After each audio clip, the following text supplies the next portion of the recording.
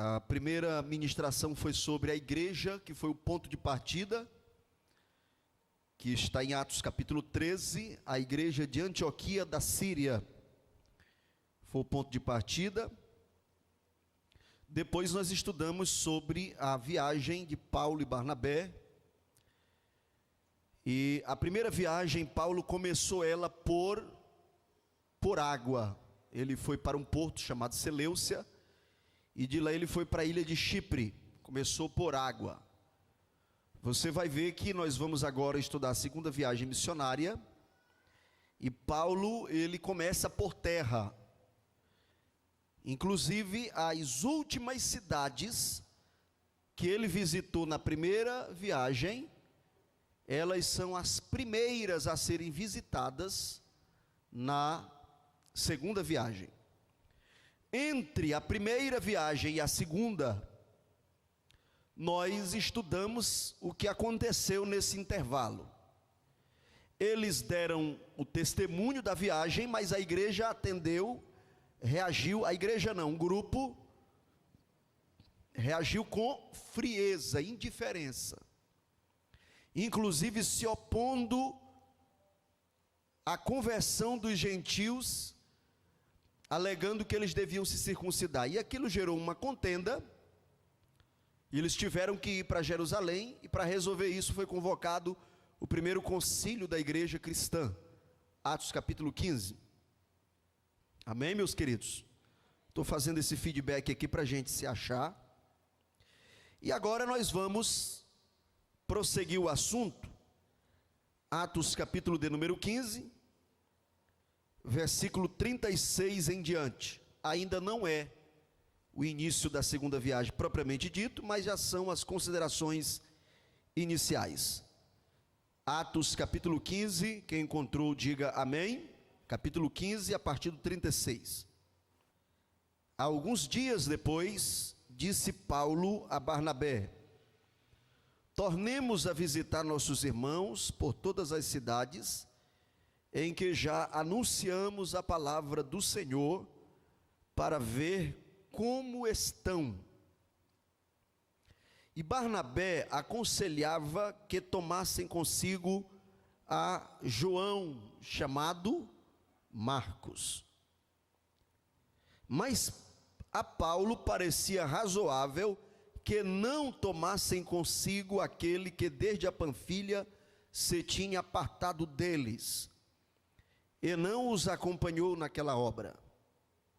Versículo 39, eu peço à igreja que leia, vamos lá, 1, 2, 3.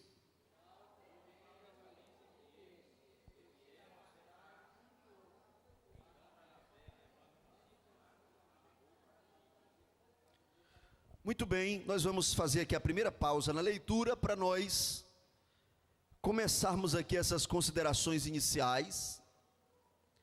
Primeiro, eu quero destacar que, para a saúde da obra de Deus, nós precisamos de missões e precisamos de assistência pastoral.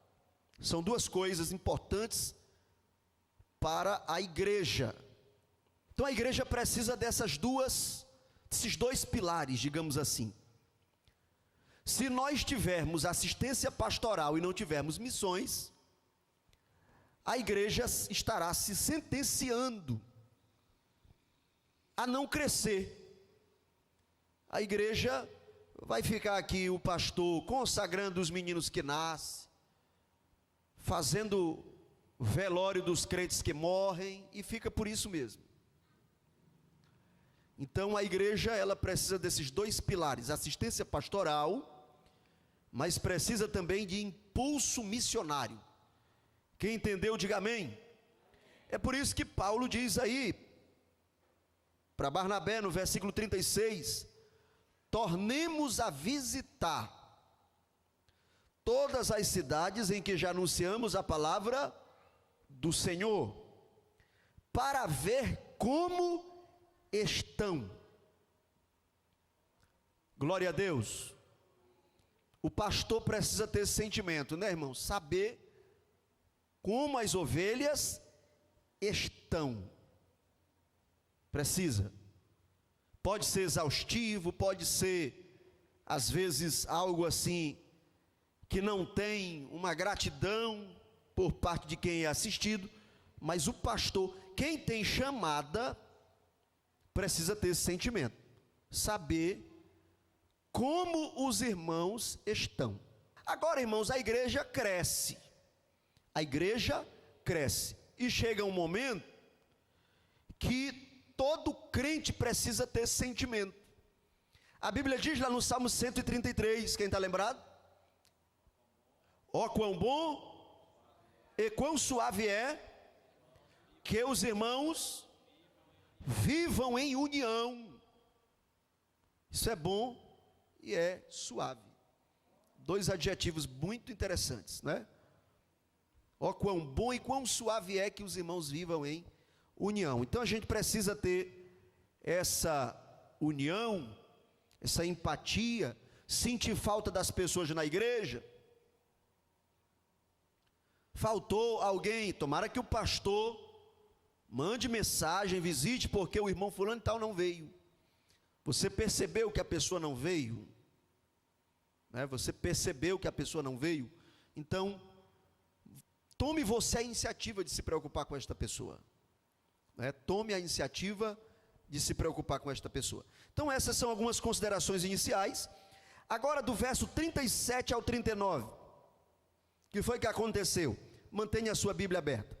Do verso 37 ao 39, acontece uma divergência entre os missionários Paulo e Barnabé. Aconteceu o que, meus irmãos? Uma divergência. Aconteceu aqui um desentendimento. Porque na primeira viagem eles levaram um crente, um obreiro chamado, como era o nome dele? João chamado Marcos. E quando eles chegaram perto de Antioquia da Psídia, irmãos, era uma região grande de florestas e montanhas, aonde ficavam abrigados muitos malfeitores. Quando chegou ali, João Marcos amarelou, não é assim que a gente diz quando alguém corre da missão? Se amedrontou e abandonou os companheiros. Agora nós temos aqui dois pontos de vista. Quem está ouvindo a mensagem, diga amém. Preste atenção.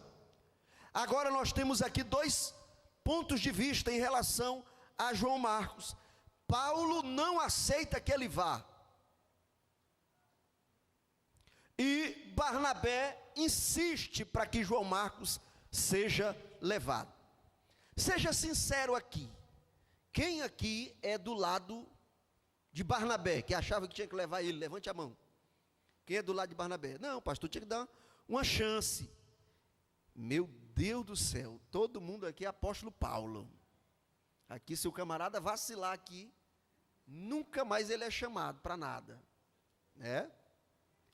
Quem é do lado de Paulo, que realmente não era para ele ir mais não, que ele abandonou na primeira, então agora ele ficasse lá se congregando, mas a missão não era coisa para ele. Quem aqui é do lado do apóstolo Paulo? Acho que o apóstolo Paulo está certo. Irmão, mas esse muro vai arrebentar. Tem muita gente no muro. Vocês entenderam o contexto? Bora, eu quero colocar vocês de um do lado aí, pelo amor de Deus. Vamos pensar junto, vamos analisar a palavra. Qual foi o erro de João Marcos? Quem está acompanhando aqui a ministração, diga amém. Qual foi o erro de João Marcos?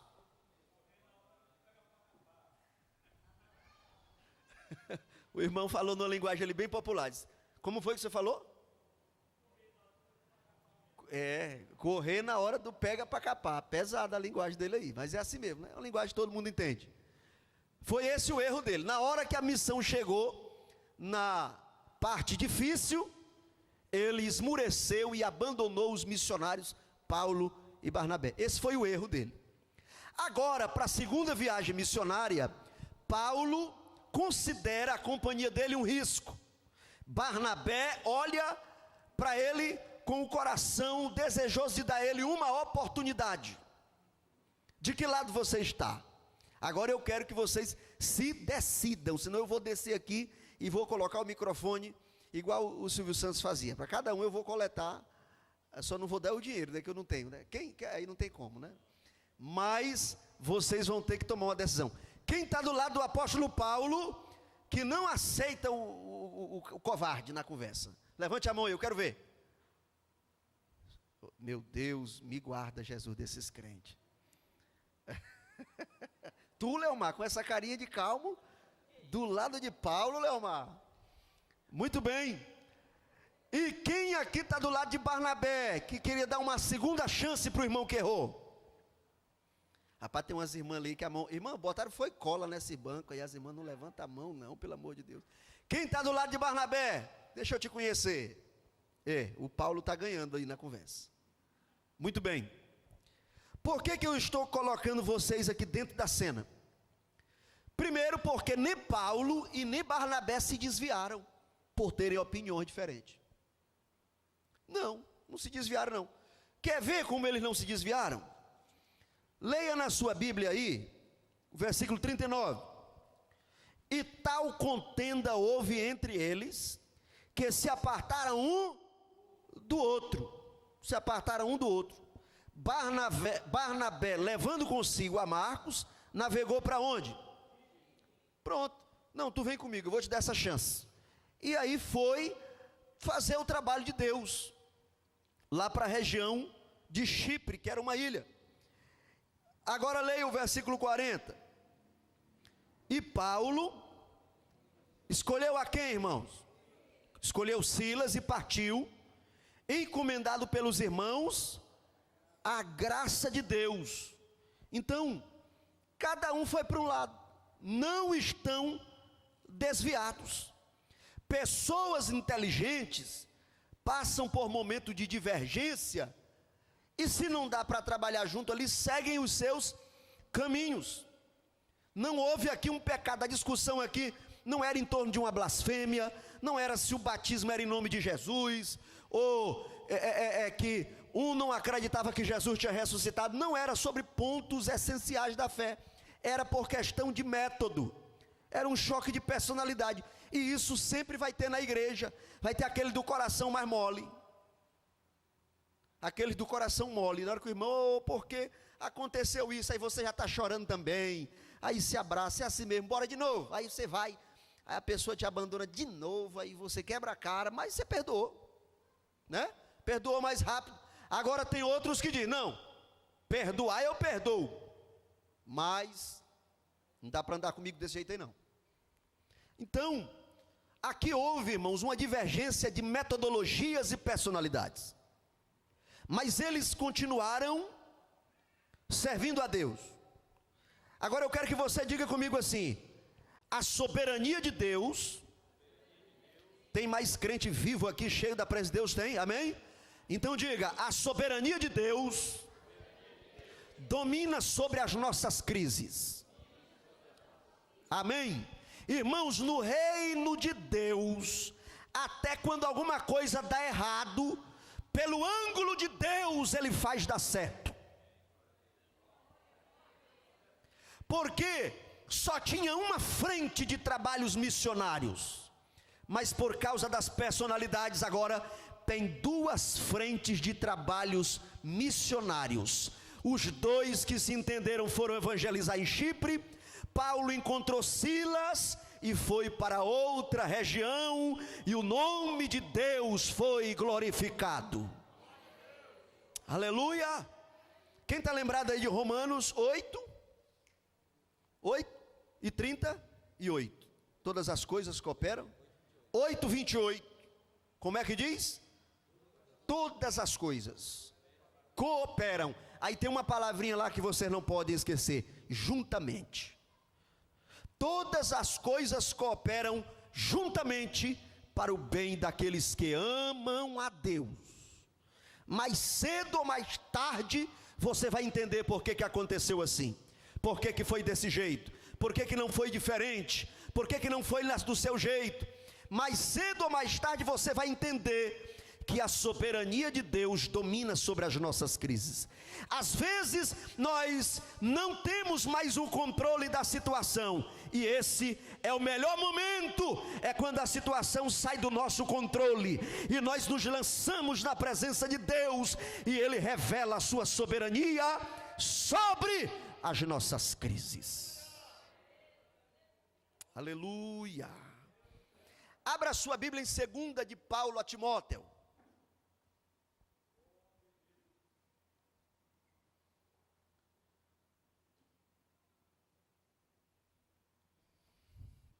Encontrou, Marcelo? Vem aqui para tu ler aqui para nós. 2 Timóteo, segunda epístola de Paulo a Timóteo, capítulo 4, verso 11. Só Lucas está comigo. Toma Marcos e traze-o contigo, porque me é muito útil para o ministério. Amém? Irmão, você sabia que você vai envelhecer? Você vai envelhecer. Agora a velhice, irmãos, ela tem alguns atributos, entre eles a reflexão, né? É por isso que os avós, eles são mais tolerantes com os netos do que eram com os filhos. É porque na velhice existe o dispositivo da reflexão, assim com uma maior força. Quando o tempo passa, quando você olha para as circunstâncias, irmão, sente com o idoso para você ver como ele gosta de conversar. Eu perguntei para a Érica, por que os idosos gostam de mim? Ela disse, porque você deixa eles falarem. Quando eu sento com o idoso, eu não tento convencer ele a muita coisa não. Eu deixo ele falar. Uma hora Deus vai dar uma oportunidade para me dizer alguma coisa. E eles gostam de mim, porque eles gostam disso. Paulo está lá, a idade é outra, muito embora ele não fosse um ancião tão velho, mas ele já tinha vivido aí alguns anos de experiência. Preso, perto da morte. Só um companheiro. O companheiro dele era Lucas, era historiador, a parte do tempo ficava era no caderno, e Paulo, inteligente, não queria incomodar. Então o apóstolo Paulo não incomodava muito Lucas. Lucas é o escritor, e ele disse, só tem Lucas aqui comigo. E aí ele lembrou, o Espírito Santo fez ele lembrar, traga-me Marcos, porque ele me é útil no ministério. Amém, meus irmãos? Então, se você se identificou aqui com Barnabé, você só livrou o seu coração, assim, da pressão e tudo, né? Porque o Barnabé é mais calmo. Agora, se você se identificou com Paulo, saiba que às vezes, quando o nosso coração fecha para uma situação, Deus nos permite, lá na frente, refletir sobre a misericórdia de Deus. Aleluia, Deus tem poder para fazer isso. Muito bem. Essa região da Síria e da Cilícia, Paulo não passou por ela na primeira viagem. Isso aqui era uma região grande, cinturão geográfico. Provavelmente essas primeiras igrejas que eles passaram aqui, eram igrejas que haviam sido plantadas por outros pregadores anônimos. Mas eles passaram por ali apoiando mutuamente uns aos outros. A Bíblia diz aqui, confirmando as igrejas. Essa palavra confirmando aqui significa fortalecer. Eles passaram por ali para fortalecer. Irmãos, todos nós aqui passamos pela vida de alguém. Todos nós aqui influenciamos alguém durante o dia. Você conversa com essa pessoa por telefone, você se encontra com alguém na rua, na igreja, no final do culto, alguém fica 20 minutos ali na calçada conversando. A pergunta é, como fica espiritualmente um crente depois de 20 minutos de conversa com você? Como é que fica?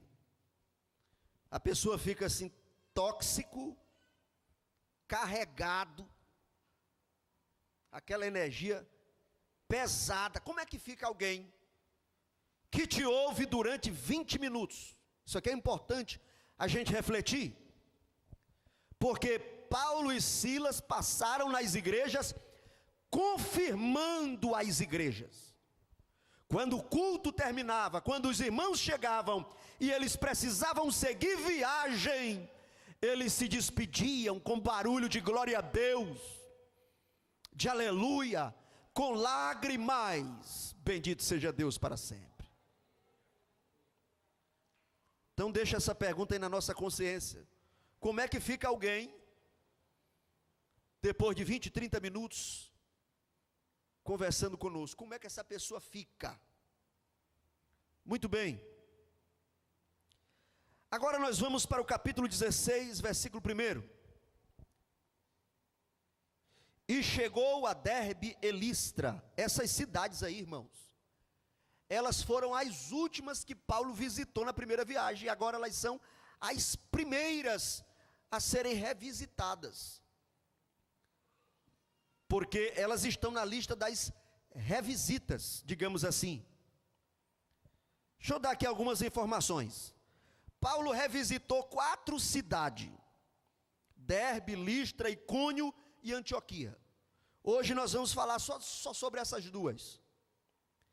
E nessa segunda viagem ele desbravou mais 6 cidades. Nessa segunda viagem ele desbravou 6 cidades, que foi Filipos, Tessalônica, Bereia, Atenas, Corinto e Éfeso. Fechando aí um total de 10 visitas. 10 visitas.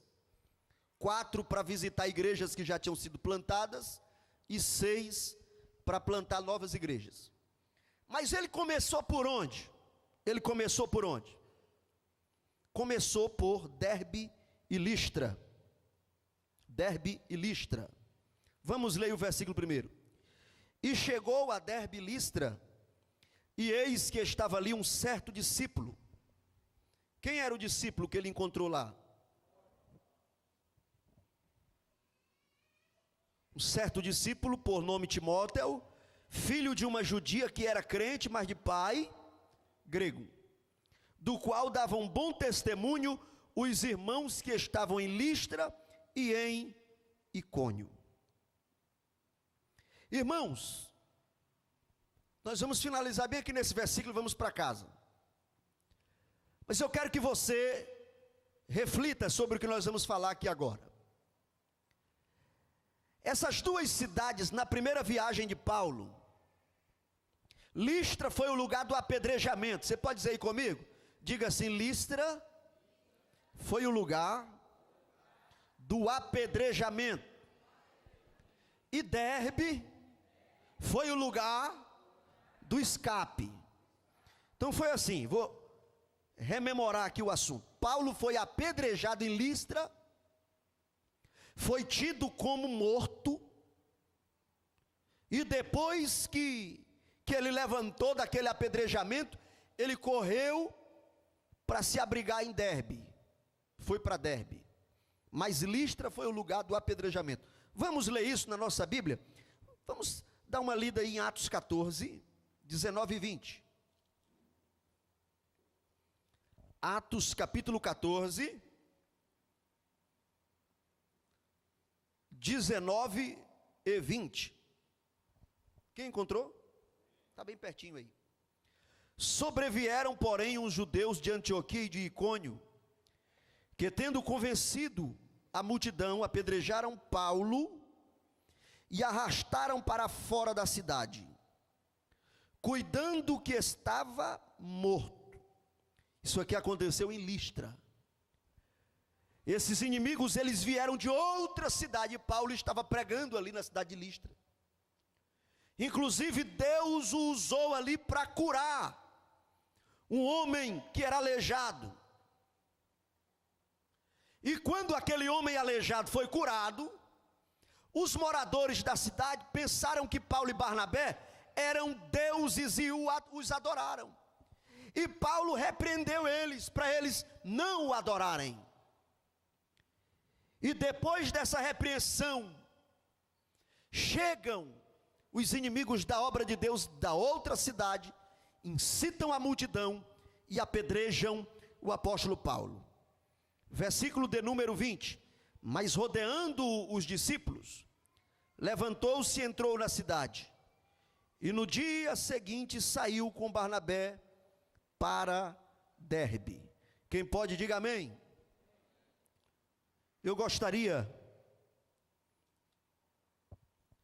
Eu quero dizer para você que está aqui,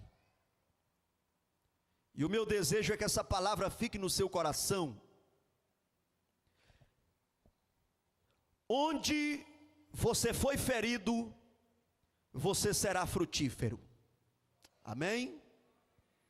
Onde você foi ferido, você será frutífero, para a glória de Deus. Esse texto de Atos capítulo 16,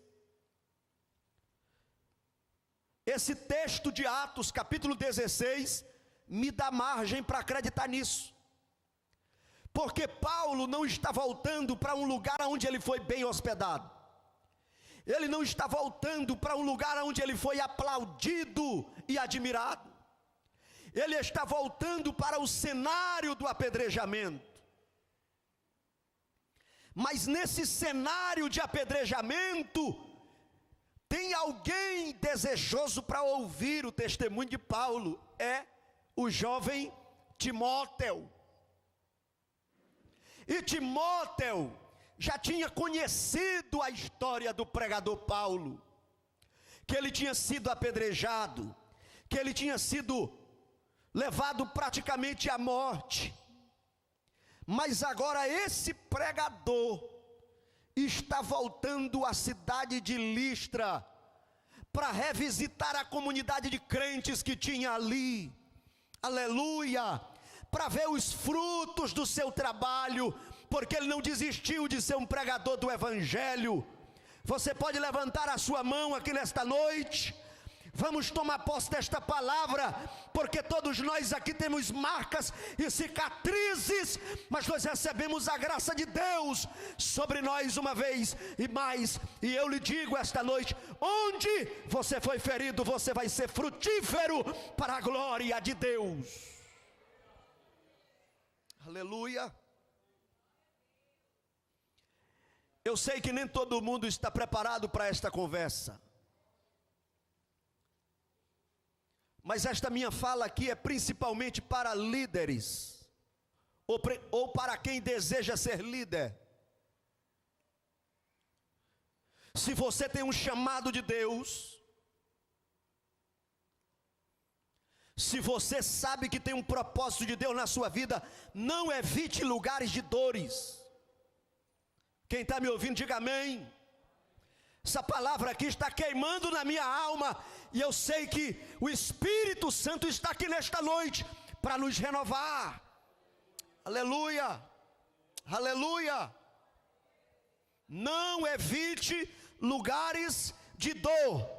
Se Deus não mandou você sair, não saia, porque o Deus que fez Paulo ser frutífero aonde ele foi apedrejado é o mesmo Deus que também tem um mistério com a tua vida e vai te fazer frutificar para a glória do seu nome. Aleluia, aleluia, oh glória. Irmãos, pessoas comuns são atraídas por sucesso momentâneo. Você vê que Timóteo está interessado e se torna discípulo, não de alguém que recebeu ali um troféu na cidade. Timóteo se revela aqui não como alguém comum, mas ele se revela como um discípulo extraordinário. Diga comigo assim para você guardar no teu coração. Diga comigo: pessoas comuns são atraídas por sucesso momentâneo. Diga comigo: discípulos extraordinários são atraídos por histórias que inspiram. Diga assim: pessoas extraordinárias são atraídas por cicatrizes. Paulo não tinha troféu, Paulo tinha cicatrizes. Paulo não tinha troféu, Paulo tinha hematomas da sua experiência na cidade de Listra, mas o jovem Timóteo ficou ali aguardando. Eu quero ouvi-lo pregar, eu quero sentir a presença do Deus que está sobre a vida dele, eu quero testemunhar a unção que está sobre a vida dele. Oh glória, aleluia. Isso é Deus que faz. No lugar aonde Paulo foi humilhado, é o laboratório que Deus está levantando um discípulo para ser o seu sucessor. Oh glória a Deus, oh glória. Vamos adorá-lo por alguns instantes, por alguns segundos, por alguns minutos. Você pode levantar a sua mão. Vamos encher essa casa de glória, de aleluia, porque Deus é especialista de fazer isso, irmãos. Oh glória. O cenário da tua dor é o laboratório aonde Deus está gerando frutos através do teu legado e da tua história.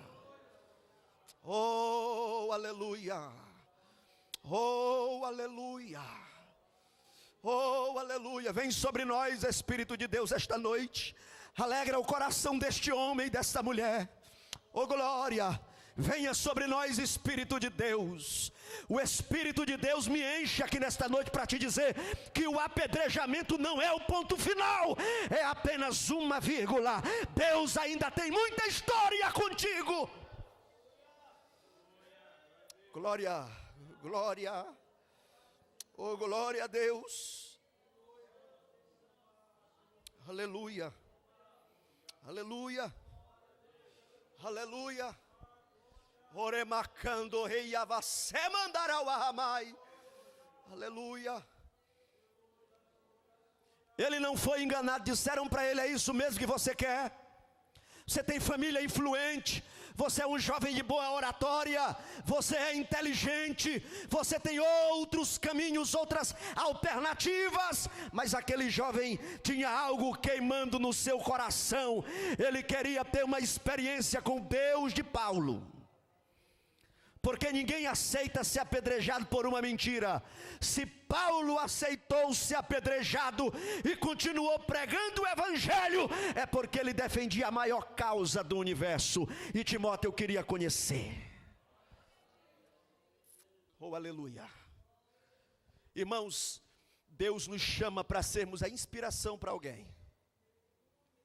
Deus te chama aqui esta noite para ser a inspiração para alguém. Aleluia. Deus te chama para você ser referência na igreja, na comunidade, na família. E as pessoas vão dizer assim: eu quero conhecer o Deus que esta mulher serve. Eu quero ter a experiência com Deus, como esse pastor tem, como esse irmão tem, como esse obreiro tem. Deus te trouxe aqui nesta noite para te dizer que Ele quer fazer de você esta inspiração. E as pessoas vão admirar até as tuas cicatrizes. Eu quero ser forte do jeito da irmã fulano de tal. Eu quero ser forte do jeito daquele irmão. Ele aguentou firme. Disseram que ele tinha morrido, mas ele levantou. Disseram que ele não ia pregar mais, mas ele pregou. Disseram que Deus não faria mais nada na vida dele, mas olha ele aí pregando, cantando, orando, visitando, empreendendo. Olha o que Deus fez na vida dele. Aleluia. Você está animado aqui no culto? Está animado? Quem está animado? Aleluia. Acotovela o teu vizinho e diga para ele assim: não foi o ponto final, foi apenas uma vírgula. Deus tem muita coisa para escrever na tua história. Pode declarar. Aleluia. Aleluia. Tem muita coisa para Deus escrever. Seja a boca de Deus aí, irmão. Seja a boca de Deus. Pois em ti eu quero ser Espírito, aleluia.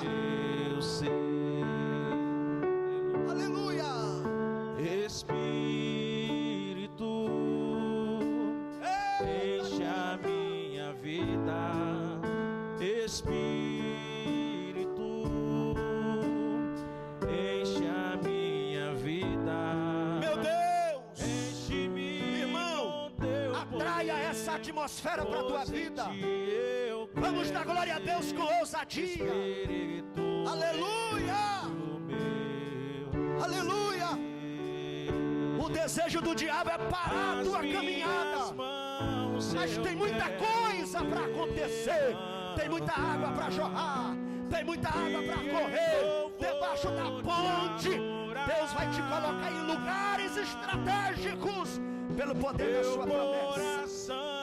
Eu quero derramar diante do teu altar. Amém.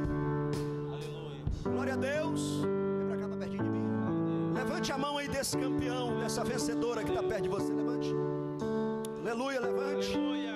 Vamos declarar nesta noite assim: o lugar da dor Aleluia. é o cenário que Deus está levantando os frutos da minha fé. O cenário da dor é o lugar aonde Deus está levantando os frutos da tua oração, os frutos da tua lágrima, os frutos das tuas cicatrizes. Oh glória! Que coisa boa é saber que Deus não nos abandona, Deus não nos deixa só. Irmão, se revista desse ânimo esta noite. Saia daqui hoje tocando o céu pela fé. Aleluia, aleluia, aleluia. Quando você for abraçar alguém, orar por alguém, visitar alguém, quando você subir aqui para cantar o hino, quando você vier a esse microfone pregar, lembre-se, as pedradas não foram o fim da história, foi apenas uma vírgula. Você está sendo voz de Deus para abençoar a vida.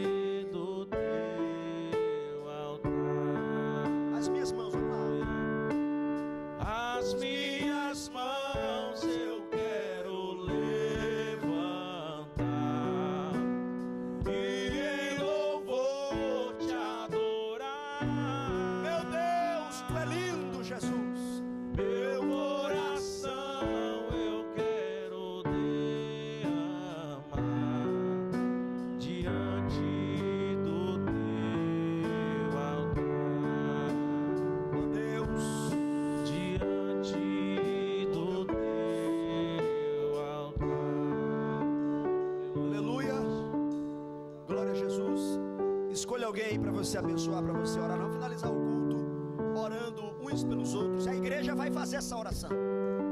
A igreja vai fazer essa oração. O pastor vai apenas ministrar a bênção apostólica. Escolha aí alguém. Você pode reunir aí uma dupla, um trio, um quarteto, de maneira que nós vamos orar uns pelos outros. Glória a Deus. Aleluia.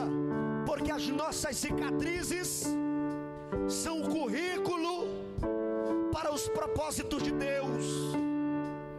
Deus está chamando pessoas com marcas, com cicatrizes, e está falando ao seu coração que tudo que você passou, que tudo que você enfrentou, aleluia, é para que o nome de Deus seja glorificado através da tua história, do teu conselho, da palavra de ânimo que você vai dar para alguém. Que a graça de nosso Senhor Jesus Cristo, o amor de Deus nosso Pai e a preciosa consolação do Espírito Santo seja com todo o povo de Deus hoje e sempre. Todos digam: Deus abençoe. Muito obrigado aos visitantes, ao irmão Wagner, irmã Elita, Deus abençoe. Obrigado por terem vindo. Deus abençoe em nome de Jesus.